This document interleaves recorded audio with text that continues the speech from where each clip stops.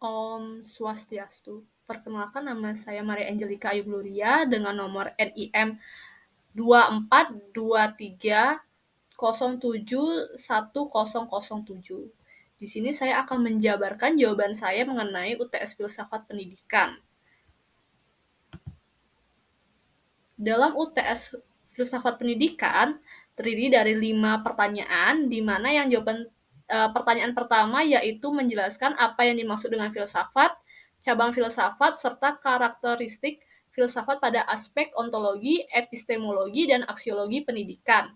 Lalu yang kedua, jelaskan makna filsafat sebagai inspirasional, preskriptif, dan investigatif kaitannya dengan perkembangan dunia pendidikan. Lalu yang ketiga, bedakan dari sudut pandang kebermanfaatan dalam pengembangan pendidikan dari filsafat idealisme dengan realisme. Lalu yang keempat, jelaskan perbedaan filsafat-filsafat dengan filsafat barat dari sisi implikasinya pada pendidikan. Lalu yang kelima, pragmatisme adalah aliran filsafat yang mengajarkan bahwa kebenaran dari segala sesuatu berdasarkan kepada manfaatnya yang diberikannya, atau hal ini dinilai dari kebergunaannya bagi tindakan manusia untuk kehidupannya. Bagaimanakah pragmatisme mendorong filosofi yang lebih sukses di zaman modern, khususnya dalam bidang pendidikan, dan sebutkan siapa-siapa yang mencetuskan filsafat ini. Baik, dari nomor 1, mengenai apa yang dimaksud dengan filsafat, cabang filsafat, serta karakteristik filsafat pada aspek ontologi, epistemologi, dan aksiologi pendidikan. Jadi, filsafat adalah ilmu yang mempelajari hakikat, prinsip, dan alasan terdalam dari segala sesuatu secara rasional dan mendalam. Filsafat berupaya menjawab pertanyaan fundamental tentang keberadaan, kebenaran, nilai, pikiran, dan kehidupan dengan menggunakan logika dan refleksi kritis.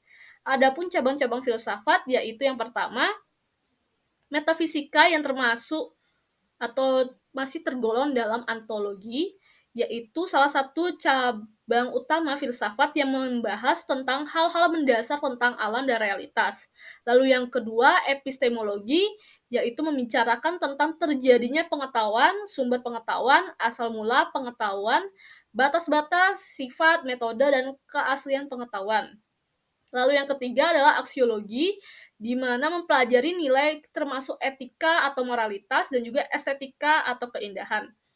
Lalu yang keempat ada logika, di mana mempelajari prinsip-prinsip berpikir dan yang benar dan juga sistematis. Lalu yang kelima ada etika, bagian dari aksiologi yang secara khusus membahas moralitas dan perilaku benar atau salah. Lalu yang terakhir adalah estetika, yaitu bagian dari aksiologi yang mempelajari keindahan, seni, dan rasa estetis. Karakteristik filsafat mencerminkan upaya manusia untuk memahami realitas secara mendalam dan menyeluruh. Dengan adanya kritis, rasional, dan sistematis, filsafat menjadi alat penting untuk mengeksplorasi pertanyaan yang mendasar tentang keberadaan, nilai, pengetahuan. Adapun karakteristik filsafat meliputi yang pertama kritis, yaitu menganalisis dan mempertanyakan asumsi dasar. Lalu ada universal, mencakup semua aspek realitas secara menyeluruh. Lalu yang ketiga ada spekulatif, yaitu membahas hal-hal yang melampaui batas empiris. Lalu ya ada juga rasional, berbasis logika dan alasan. Selanjutnya adalah sistematis, pemikiran struktur dan saling berkaitan. Lalu ada abstrak dan fundamental, yaitu membahas konsep mendasar seperti keberadaan dan kebenaran. Lalu yang ketujuh, melibatkan introspeksi dan pemikiran mendalam. Lalu yang ke-8 normatif, memberikan panduan tentang bagaimana seharusnya sesuatu terjadi. Lalu yang ke-9 tidak dogmatif, yaitu terbuka terhadap kritik dan juga revisi. Lalu yang terakhir adalah berorientasi pada pertanyaan mendalam, di mana mengupas pertanyaan esensial kehidupan. Lalu adapun pembahasan mengenai aspek ontologi, epistemologi, dan aksiologi pendidikan. Pada aspek ontologi, pendidikan membahas tentang hakikat keberadaan manusia dan pendidikan itu sendiri. Ontologi menjawab pertanyaan mendasar seperti apa itu pendidikan dan mengapa manusia memerlukannya. Pendidikan dipandang sebagai sarana untuk mengembangkan potensi manusia baik secara fisik, intelektual, maupun moral. Dengan memahami esensi manusia sebagai makhluk yang belajar dan berkembang, pendidikan dapat dirancang sesuai dengan kodrat dan kebutuhan manusia. Lalu pada aspek epistemologi, yaitu pendidikan yang fokuskan pada cara pengetahuan diperoleh dan disampaikan.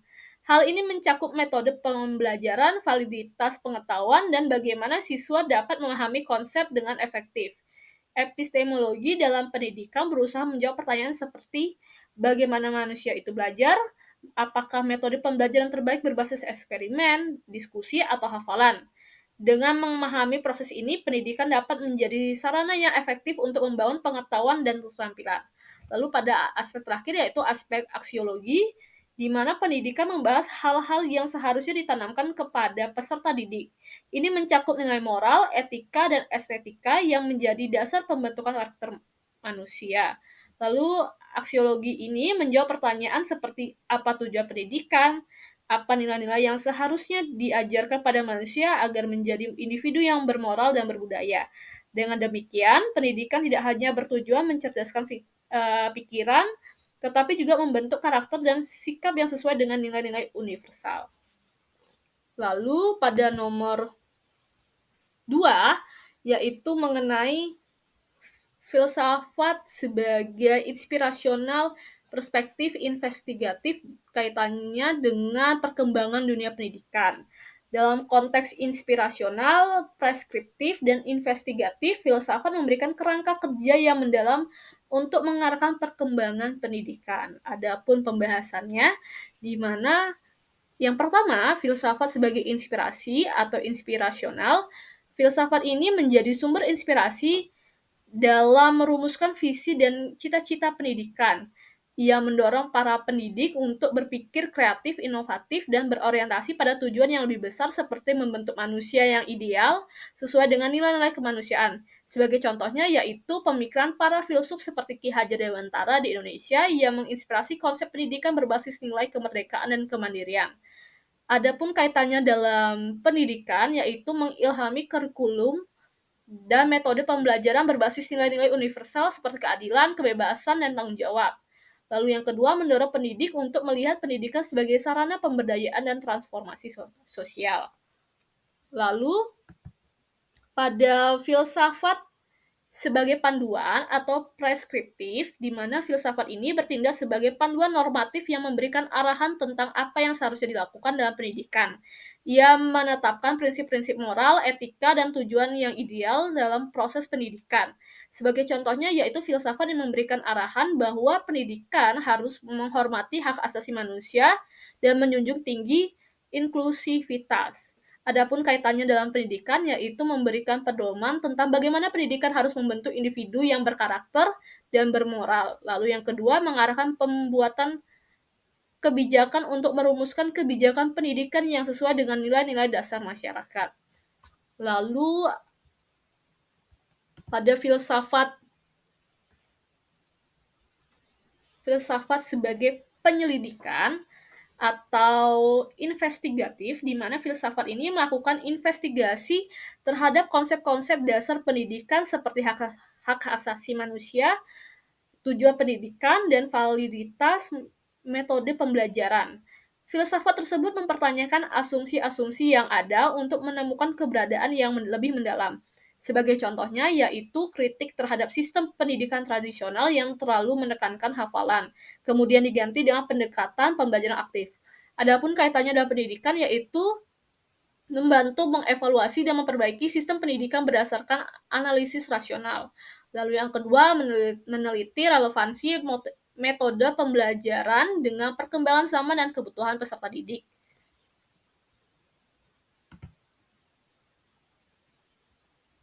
Lalu, adapun pembahasan nomor 3, yaitu mengenai perbedaan pandangan kebermanfaatan dalam pengembangan pendidikan dari filsafat idealisme dengan realisme. Dari sudut pandang kebermanfaatan dalam mengembangkan pendidikan, filsafat idealisme dan realisme memiliki pendekatan yang berbeda dalam melihat tujuan dan proses pendidikan. Adapun perbedaannya yaitu di mana filsafat idealisme, dalam filsafat tersebut pendidikan menekankan pada pembentukan karakter dan pemahaman moral yang luhur. Pendidikan idealis berfokus pada pengembangan nilai-nilai universal, kebenaran, dan pengembangan diri secara spiritual dan intelektual. Tujuannya adalah untuk menciptakan individu yang tidak hanya cerdas secara intelektual, tetapi juga memiliki kebajikan yang mendalam. Oleh karena itu, manfaat pendidikan idealis adalah membentuk pribadi yang berpikiran mendalam, memiliki pemahaman yang tinggi tentang moralitas, dan juga memiliki tujuan hidup yang lebih besar.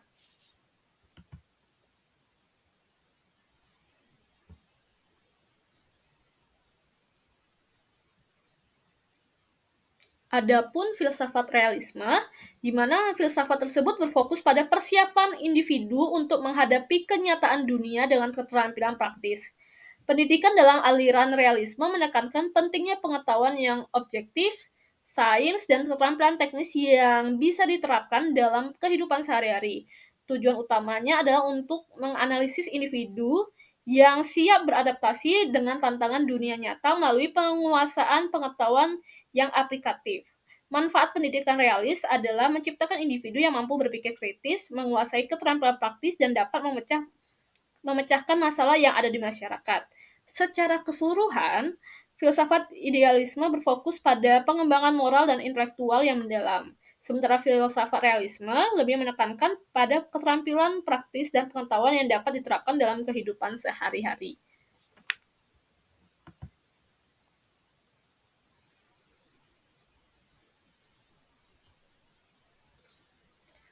Lalu nomor 4, mengenai penjelasan perbedaan filsafat-filsafat dengan filsafat barat dari sisi implikasinya pada pendidikan. Di mana filsafat timur ini memiliki 3 poin yang penting, yaitu yang pertama pendekatan holistik. Filsafat timur cenderung mengedepankan pendidikan yang holistik yang mencakup perkembangan fisik, mental, emosional, dan spiritual. Tujuan pendidikan tidak hanya untuk mengembangkan kecerdasan intelektual, tetapi juga untuk membentuk karakter moral dan kedalaman spiritual. Contohnya dalam tradisi pendidikan India dan Cina, seperti yang diajarkan oleh Konfusianisme, yaitu pendidikan yang tidak hanya mempersiapkan individu menjadi produktif secara sosial, tetapi juga untuk mencapai pemahaman yang lebih tinggi tentang kehidupan dan mencapai kedamaian batin. Lalu poin kedua yaitu keterhubungan dengan alam dan kehidupan. Pendidikan seringkali dipandang sebagai cara untuk memahami dan terhubung dengan alam serta prinsip-prinsip kehidupan yang lebih besar. Dalam banyak tradisi timur, dunia luar dianggap sebagai cerminan dari dunia dalam, dan pendidikan bertujuan mencapai keseimbangan antara keduanya. Contohnya, dalam tradisi Buddhisme, pendidikan bertujuan untuk mencapai pencerahan spiritual dan keseimbangan dalam kehidupan sehari-hari. Baru poin ketiga yaitu pendidikan berbasis nilai, di mana pendidikan di banyak budaya timur sangat berbasis nilai moral dan etika, dengan penekanan pada pembelajaran tentang kebaikan, kebajikan, dan harmonisasi hubungan sosial. Contohnya dalam pendidikan agama yang mengutamakan penanaman nilai-nilai akhlak yang baik seperti kejujuran dan rasa tanggung jawab dalam kehidupan sehari-hari.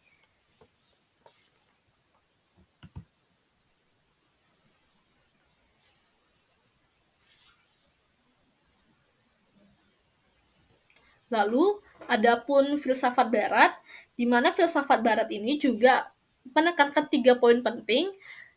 Yang pertama yaitu pendekatan rasional dan intelektual. Filsafat barat cenderung menekankan pendekatan rasional dan intelektual dalam pendidikan dengan fokus pada pengembangan kemampuan berpikir kritis, logika, dan analisis. Pendidikan dipandang sebagai cara untuk memupuk kecerdasan dan kemampuan intelektual secara sistematis. Contohnya dalam tradisi Yunani kuno, terutama pemikiran Plato dan Aristoteles, pendidikan difokuskan pada pengembangan kemampuan berpikir dan pencarian kebenaran melalui dialog, diskusi, dan penalaran rasional. Lalu poin kedua, pendidikan untuk kebebasan individu. Dalam filsafat barat, terutama dalam pemikiran pencerahan, pendidikan sering dilihat sebagai sarana untuk membebaskan individu dari ketidaktahuan. Pendidikan bertujuan untuk mengembangkan kemampuan individu dalam berpikir secara independen dan mengambil keputusan secara rasional. Contohnya, dalam pendidikan pemikiran John Locke, Ia menekankan pentingnya kebebasan dan hak individu dalam proses pendidikan yang memungkinkan individu berkembang sesuai dengan potensi dan kebebasan berpikirnya. Lalu yang poin ketiga yaitu pemahaman tentang ilmu pengetahuan dan teknologi.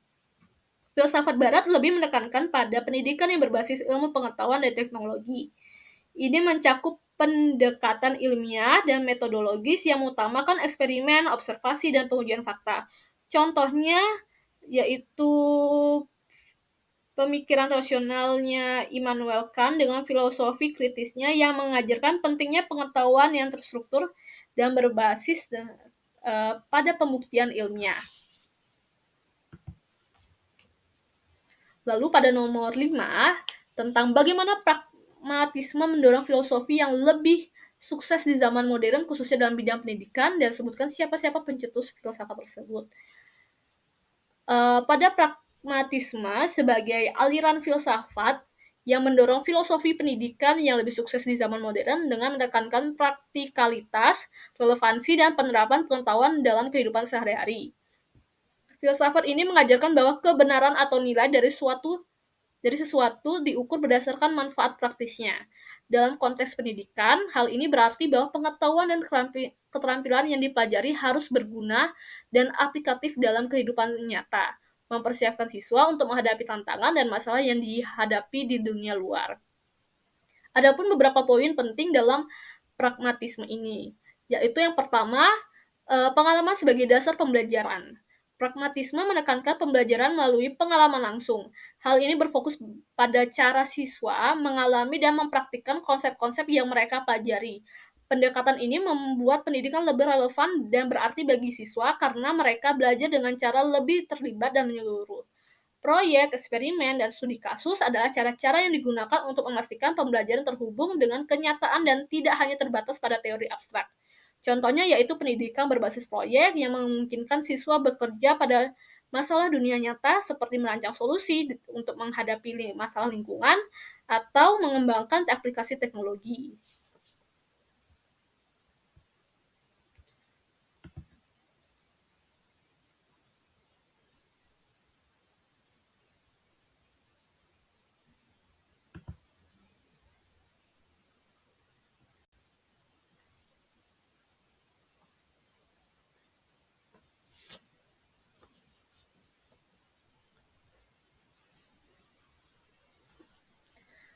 Lalu yang kedua yaitu keterampilan yang dapat diterapkan. Pragmatisme lebih menekankan pada pengembangan keterampilan praktis yang dapat digunakan dalam kehidupan sehari-hari dan dunia profesional. Fokusnya bukan hanya pada menghafal teori, tetapi pada kemampuan siswa untuk berpikir kritis, memecahkan masalah, dan beradaptasi dengan situasi yang berubah. Hal ini membuat pendidikan lebih fungsional, mempersiapkan siswa untuk mengatasi tantangan dalam dunia kerja yang sangat dinamis. Salah satu contohnya di bidang teknologi adalah pendidikan pragmatisme yang menekankan keterampilan dan pemrograman atau analisis data yang langsung dapat diterapkan di industri. Lalu poin ketiga yaitu pendekatan interaktif dan kolaboratif. Pragmatisme menganggap bahwa pengetahuan lebih baik dipahami ketika siswa terlibat dalam proses interaktif dan kolaboratif. Pembelajaran berbasis diskusi, kerjasama tim, dan pemecahan masalah secara kelompok memfasilitasi keterampilan sosial dan kolaborasi yang sangat penting di dunia modern. Ini juga mendorong siswa untuk belajar dengan cara yang lebih dinamis, bukan hanya menerima informasi secara pasif. Contohnya, diskusi kelompok atau simulasi yang memungkinkan siswa berdebat, bekerja sama, dan mengeksplorasi berbagai solusi dari berbagai perspektif.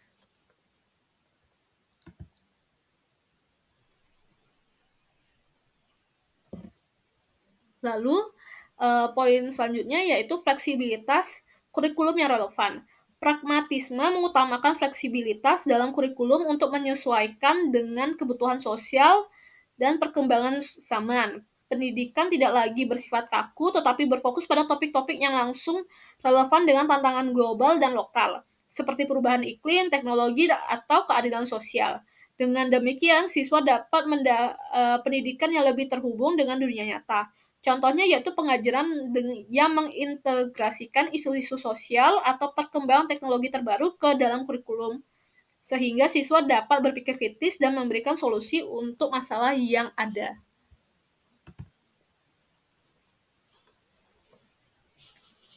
Adapun tokoh-tokoh filsafat pragmatisme, di mana yang pertama yaitu Charles Sandres pada tahun 1839 sampai 1914, di mana Charles ini adalah pendiri aliran pragmatisme dan memperkenalkan ide bahwa kebenaran suatu hal dapat diukur dengan konsekuensi praktis dari tindakan yang berkaitan dengannya. Ia menekankan bahwa pengetahuan harus didasarkan pada eksperimen dan pencarian praktis.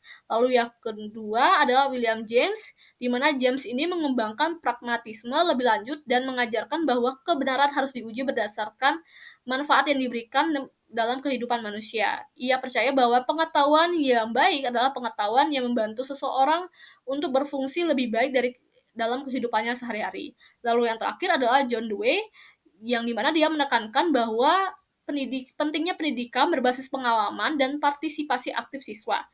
John percaya bahwa pendidikan harus mengarah pada pengembangan keterampilan yang berguna dan relevansi sosial serta harus menyiapkan siswa untuk menghadapi dunia nyata.